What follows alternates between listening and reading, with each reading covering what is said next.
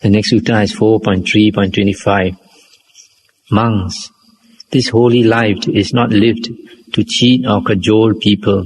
It is not concerned with getting gain, profit or notoriety.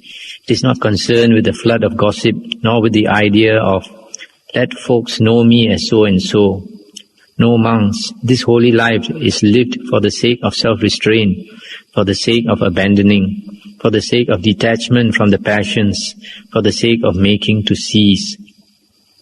This is one of those suttas that concern more, they are concerned with monks more. And here the Buddha is trying to say that the main purpose of the holy life is to end this round of rebirths, to end our suffering, to cut off the ego.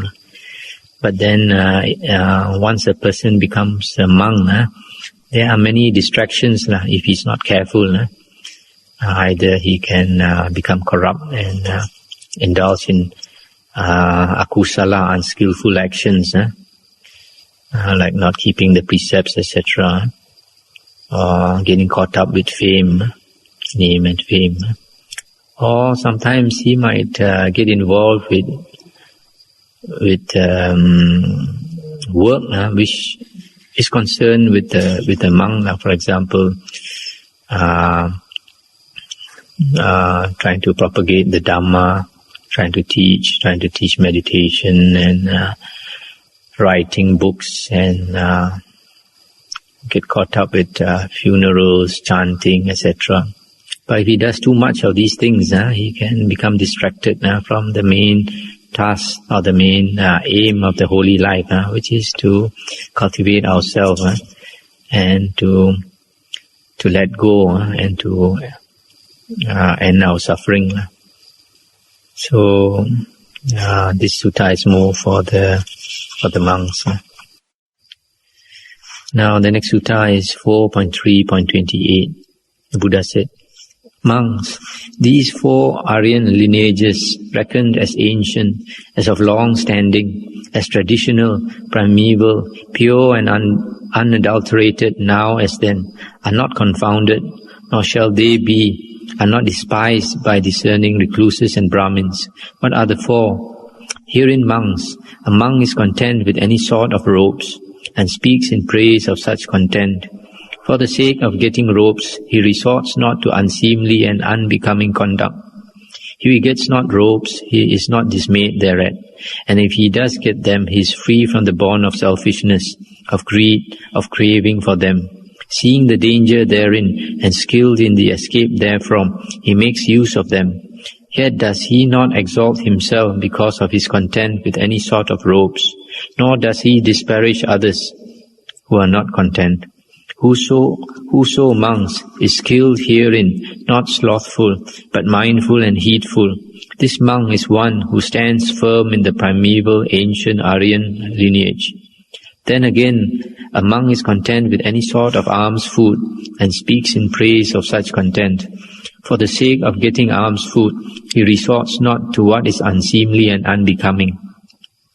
If he gets not alms food, he is not dismayed thereat. And if he does get it, he is free from the bond of selfishness, of greed, of craving for it. Seeing the danger therein, and skilled in the escape therefrom, he makes use of it. Yet does he not exalt himself because of his content with any sort of alms food, nor does he disparage others who are not content. Whoso, monks, is skilled herein, this monk is one who stands firm in the primeval ancient Aryan lineage. Then again, a monk is content with any sort of lodging, and speaks in praise of such content. For the sake of getting lodging, he resorts not, etc., etc. If he gets not lodging, he is not dismayed thereat. Whoso, monks, is skilled herein, he stands firm in the Aryan lineage, etc. Once more, monks, a monk delights in letting go, abandoning. So delighting, he delights in developing. Yet because of his delight in the one, abandoning, and the other, developing, he exalts not himself because of that delight, nor does he disparage others who delights not therein. Whoso, monks, is skilled herein, not slothful, but mindful and heedful, this monk is one who stands firm in the primeval ancient Aryan lineage. These monks are the 4 Aryan lineages reckoned as ancient, as of long standing, as traditional, primeval, pure and unadulterated now as then, which are not confounded nor shall be, are not despised by discerning recluses and Brahmins. Moreover, monks, possessed of these 4 Aryan lineages, whether a monk dwell in the east or the west, north or south, wherever he may dwell, he masters discontent and content monks. He is a sage. This is another sutta which is concerned more with monks, telling the monks not to be too concerned with robes, the requisites, the robes, the food, and the lodgings, to be content with whatever a monk gets. And the last one is letting go, abandoning, which of course among practices in stages, and eventually is supposed to let go of the self, the ego. These 4 factors, the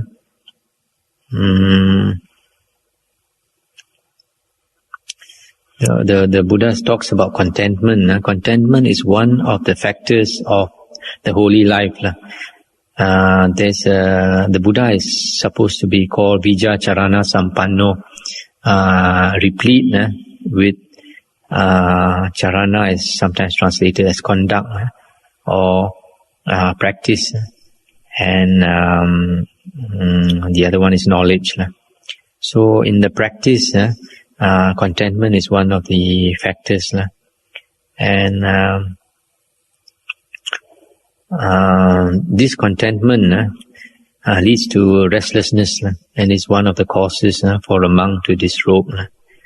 And the other thing that is important, the Buddha mentioned here, is that if a monk is developed, then he does not exalt himself, and he does not disparage others, even others are not up to his standard, not up to whatever standard he has in mind. He does not put down the other monks, not on a personal level. But then the Buddha is also quite reasonable person. For example, in the Vinaya, the monk's disciplinary code, the Buddha said that if a monk does not get enough quantity of alms food wherever he stays, he should leave that place, because you can't practice the holy life and you don't get enough food. The other thing is, in the Vinaya, the Buddha also mentioned that if a monk does not, the food he gets is not of quality food, because if you don't get quality food, then we don't have the strength to practice the holy life also, especially if you want to stay up at night and get up early, etc. So the Buddha also said if we don't get enough quality food, we should leave the place also, shouldn't stay there. I come to another sutta, 4.3.29. Buddha said, monks, these 4 are factors of Dhamma, reckoned as ancient, of long standing, as traditional, primeval, pure and unadulterated, now as then, are not confounded, nor shall they be, are not despised by discerning recluses and Brahmins. What are the 4? Non-coveting monks is a factor of Dhamma. Non-malice, right mindfulness and right concentration are not despised, are factors of Dhamma, reckoned as ancient, of long standing, as traditional, primeval, pure and unadulterated, now as then, are not confounded, nor shall they be, are not despised by discerning recluses and Brahmins. These are the 4 factors of Dhamma. These 4 things, the first one is non-coveting, anabhija. That means non-greed is something that's important for a monk. Another one is non-malice, avyapada. That means not to have a big temper, not to have a lot of anger. That's another factor that's important. The third one is right mindfulness, or right recollection, samasati. And the fourth one is right concentration, sammasamadhi. You notice here, as elsewhere in the suttas, that some right mindfulness and right concentration, they are not the same thing. They're two different factors. And nowadays there's a tendency for some people to teach that right mindfulness is enough. That right mindfulness is right concentration. It is not. There's always two separate things in the suttas. And another sutta is 4.4.31. Monks, there are these four wheels, possessed of which on devas and mankind there rolls a four-wheeled prosperity, possessed of which both devas and mankind in no long time attain greatness and increase in prosperity. What are the four wheels? They are dwelling in a fitting place, association with true men, perfect application of the self, and merit done in the past. These are the four wheels, possessed of which on devas and mankind there rolls a four-wheeled prosperity, possessed of which both devas and mankind in no long time attain greatness and increase in prosperity. This sutta, which is both for monks and for lay people. And these four factors, actually they are also found in the Mangala Sutta, the discourse on the highest blessings. The first one is, in the Mangala Sutta, is the Pali is Patirupa Desava Socha, dwelling in a fitting place. What do you mean by dwelling in a fitting place? Dwelling in a fitting place for lay people would be dwelling in a place where you can listen to the Dhamma, where you have a chance to learn the Dhamma from monks, and a chance to serve the Sangha, like making offerings to the Sangha, etc. And for monks, it will be a place where it is conducive for meditation, conducive for progress in the spiritual path, where he can progress from day to day in his meditation. And the second factor is, in the Mangala Sutta, is called Panditanancha Sevana, association with true men. Here actually the Pali word for the true men is Sappurisa. Sappurisa, true men, meaning Aryas, men who have advanced along the spiritual path. Because if you associate with true men, then you get to listen to the true Dhamma. And then when you get to listen to the true Dhamma, you know how to practice and walk the skillful path where you can minimize your suffering and cultivate a lot of blessings that will help you along the spiritual path, and it will help you not only this lifetime but lead you towards a good rebirth in the future life. Third one is Atta Sama Panidicha. That means perfect guidance of the self, or perfect application of the self. That means guiding oneself along the right path, the perfect path. And that of course entails understanding the Dhamma, listening to the Dhamma. And the fourth one is merit done in the past, Pubecha Kata Punyata. If we have done merit in the past, then it will help us in this lifetime. Or if we do a lot of good deeds now, it will help us in our future lifetime. So these are the four things. If we practice them, we'll get a lot of benefit this life and future life. Dwelling in a fitting place, association with true men, perfect application of the self, and merit done in the past. The next sutta is 4.4.32. Monks, there are these four bases of sympathy. What for? Generosity or charity, kind speech, doing a good turn, and treating all alike. These are the four. These four bases of sympathy, if we practice them, then we can get a lot of friends. There's a mention some other sutta where some of the Buddha's lay disciples, they had a great following of friends, and because they practice these four things. First one is generosity.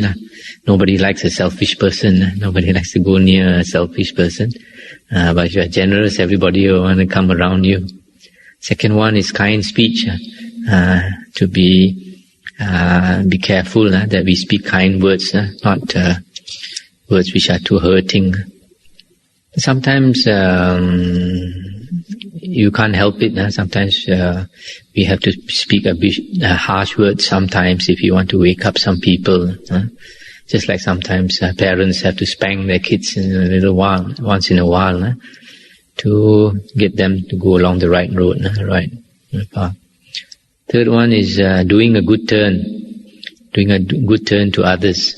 And there's a sutta elsewhere, I think I might have gone through it, that the Buddha said that it's very hard to find somebody who will do a good turn to somebody first. Normally we only return something that's good done to us, but to be the first to do good to somebody else is quite rare. Just like a grateful person, very difficult to find in the world. And then the fourth one is treating all alike. That means we don't discriminate too much, especially in terms of race or in terms of wealth or etc. So these are the four bases of sympathy: generosity, kind speech, doing a good turn, and treating all alike. Now the next sutta is 4.4.33. The Buddha said, monks, the lion, king of beasts, in the evening comes forth from his lair. Having come forth from his lair, he stretches himself. Having done so, he surveys the four quarters in all directions. Having done that, he utters thrice his lion's roar.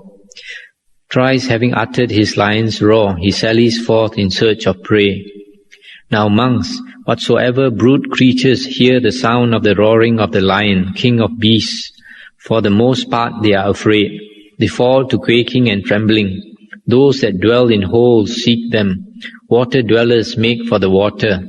Forest dwellers enter the forest. Birds mount into the air.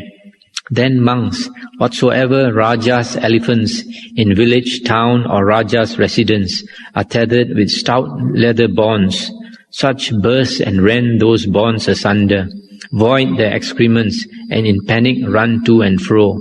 Thus potent monks is the lion, king of beasts, over brute creatures. Of such mighty power and majesty is he. Just so monks, when a Tathagata arises in the world, an Arahant, a perfectly enlightened one, perfect in knowledge and conduct, well-farer, a world-knower, the unsurpassed trainer of men who can be trained, teacher of devas and mankind, a Buddha, an exalted one. He teaches Dhamma.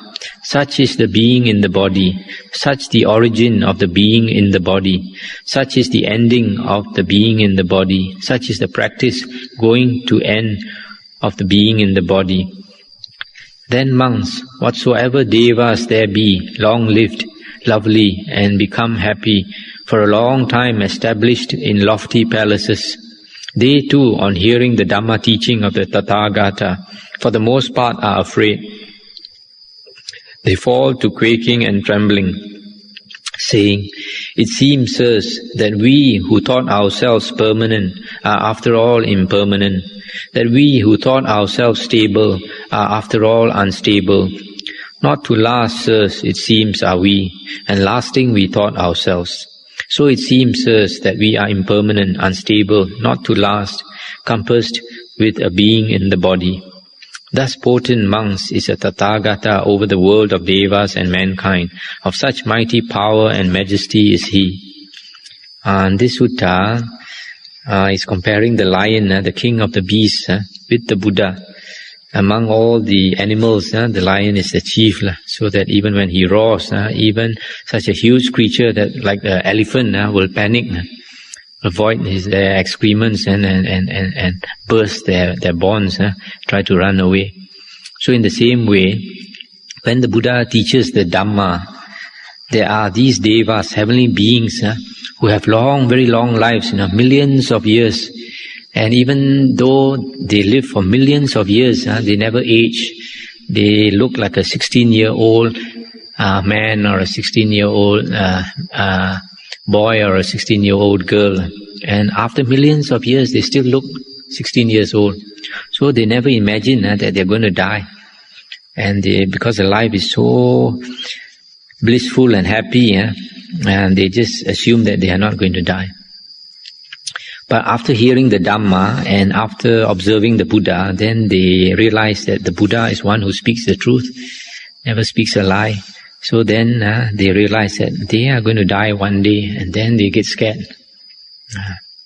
There's some other suttas which explain when a deva, heavenly being, is about to die, when he realizes he's about to die, he gets very worried. Thoughts run very fast, very panicky. He starts to sweat. Formerly he didn't have any body odor. He starts to have body odor. Formerly, like, he used to have flowers on the head. Naturally the flowers will wilt and all that. So when he passes away, and the body just disappears. Just like when he's born in the heaven, the body suddenly appears. Doesn't have to go through a 9-month period like human beings in the womb. Now, the other thing that's mentioned here, the being in the body, Sakaya. There's normally all beings, we have a view that there is a self in the body. We attach the body. We have attachment to this body, and we take it to be the self.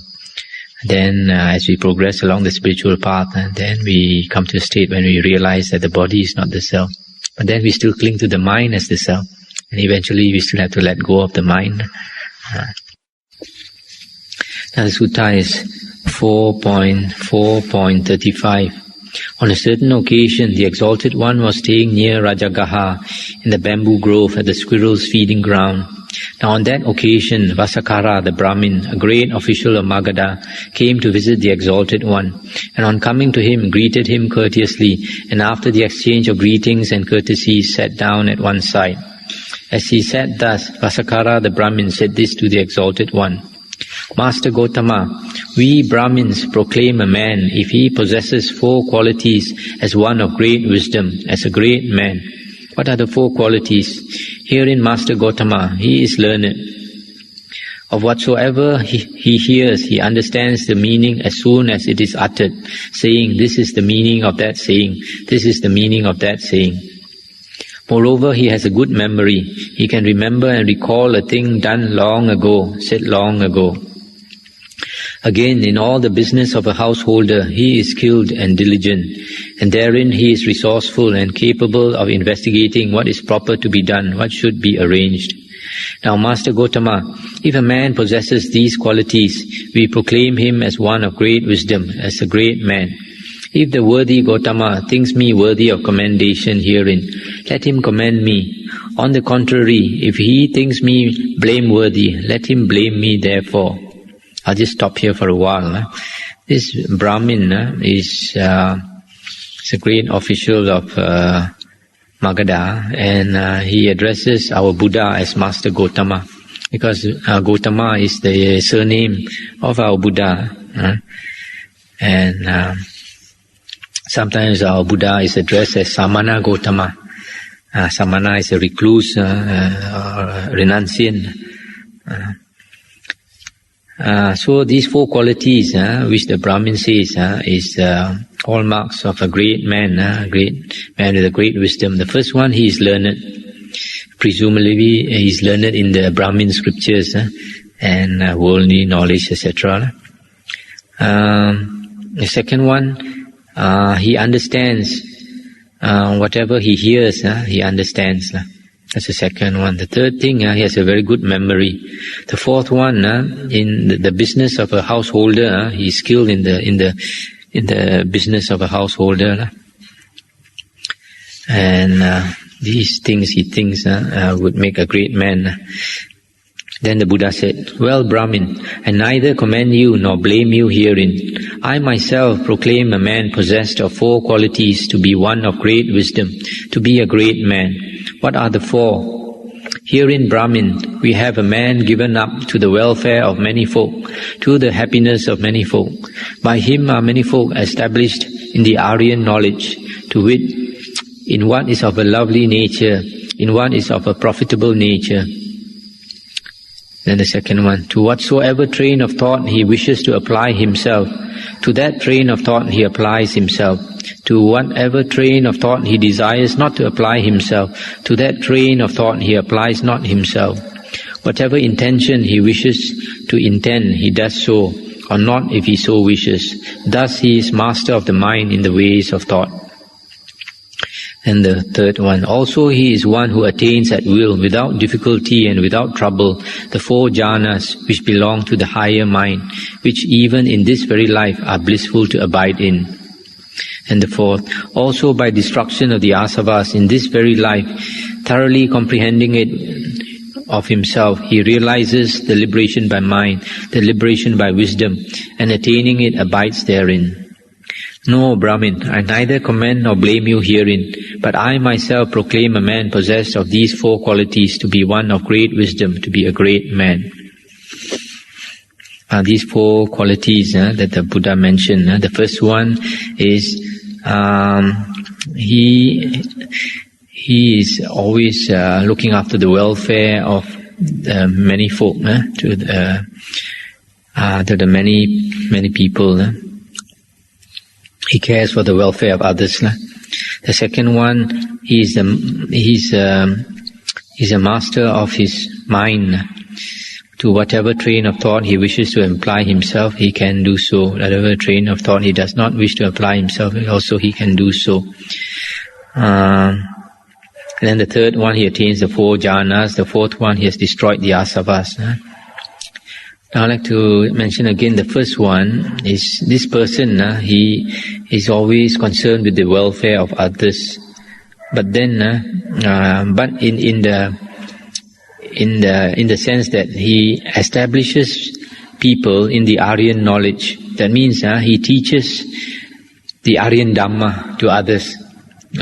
This is what is meant by helping others. Now in the Buddha's teaching, the Buddha said, of all the gifts that we can make to others, the highest gift is the gift of the Dhamma, the teaching of the truth. That is real compassion. To worldly people, like doing charity, doing good deeds, becoming a vegetarian and all that, that is good. And it is good. But then, of all these actions, the highest is the gift of knowledge. Because if we think about it carefully, suppose somebody is in difficulty and comes to us, needs help. For example, a person is hungry. So if you are concerned with that person's welfare, you will give him food to eat, you feed him. But after a few hours, he's hungry again. Then you have to feed him again. So tomorrow he's hungry again. So are you going to feed him the whole life? If you can do it, it's very good. But then it will be more skillful of you if you can teach him, for example, a trade, a skill, a work.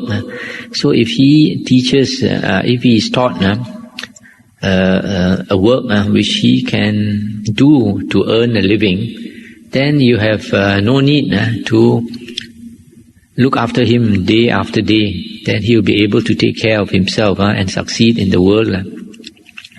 But then that is just this lifetime. He can earn a living. But then the next lifetime when he comes, he might suffer because he doesn't know how to walk the good path, the path that where we cultivate a lot of blessings to help us. And then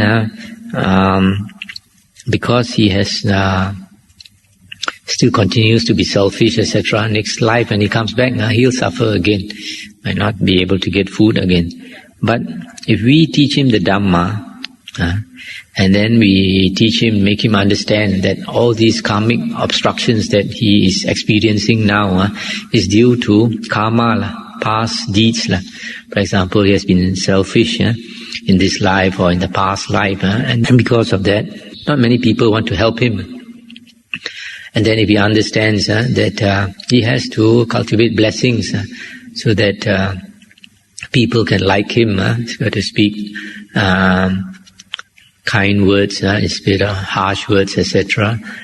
And then slowly, and he's also got to understand that karma is not only past life karma, but this life karma. He's got to exert himself to look after himself in this life also. So he not only gets a job to succeed in the world, he also cultivates some of the good qualities in life which will help him not only this life, even the next life. So if we teach him this kind of Dhamma, then we are not benefiting him not only this life, we are also benefiting him in the next life or the next few lives to come. That's why the gift of Dhamma is the highest gift. And because when we teach Dhamma to people, we are teaching them to lead a skillful life instead of an unskillful life. The kusala and akusala, this word kusala can be translated as skillful or wholesome. A wholesome life, a skillful life. Because in life, we find of suffering, there are two types of suffering. There's a type of suffering which nobody can avoid. For example, getting old, growing old, becoming sick and dying. Nobody can run away from that. All beings would experience that. But there are certain kinds of suffering which are unnecessary, which we can avoid. For example, if a person drinks and drives, you drink and drive, you get into an accident. That was not necessary. It could have been avoided. So in the same way, there are also other things that we can cultivate now to avoid suffering. For example, if we speak skillful words to people instead of harsh words, then we can avoid unnecessary suffering in one way. Another one is we know how to keep our precepts. Another one, if we know how to listen to the Dhamma, if you know how to do charity, etc. So these are all the teachings that the Dhamma teaches us to lead a very skillful life, so that we go through life with the minimum suffering.